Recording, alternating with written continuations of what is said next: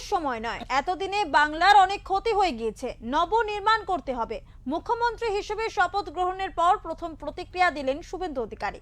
পাশাপাশি তিনি বলেন, রবীন্দ্রনাথকে আদর্শ করে বাংলার চেতনা ও সংস্কৃতি গড়ে তোলা হবে। নতুন সরকার দায়িত্ব নিল,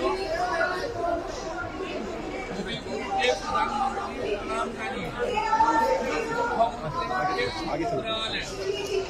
এবং আমরা দায়িত্ব ভাগ নিলাম।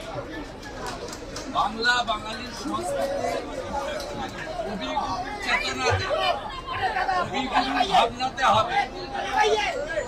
তার আজকে শুভ সূচনা। শুভেন্দুদা, একটাই মন্ত্র স্বামীজির, চোরইবতী চোরই। শুভেন্দুদা, দূরদর্শন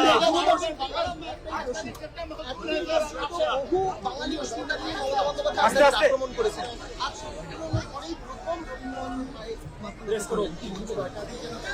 আরে ধুতি পাঞ্জাবিতে থাকা ডক্টর শ্যামাপ্রসাদ মুখার্জির তৈরি করা আদর্শের ভিত্তিতে যে রাজনৈতিক দল, তাকে তাদের কাছ থেকে সার্টিফিকেট নিতে হবে না। আমি এখানে বিতর্ক কথা বলবো না, আমি মুখ্যমন্ত্রী, আমি এখন সকলে। আমি চাই শুভবুদ্ধির উদয় হোক। আমি শুধু বলবো, যারা এখনো সমালোচনা করছেন তাদের চৈতন্য উদয় হোক।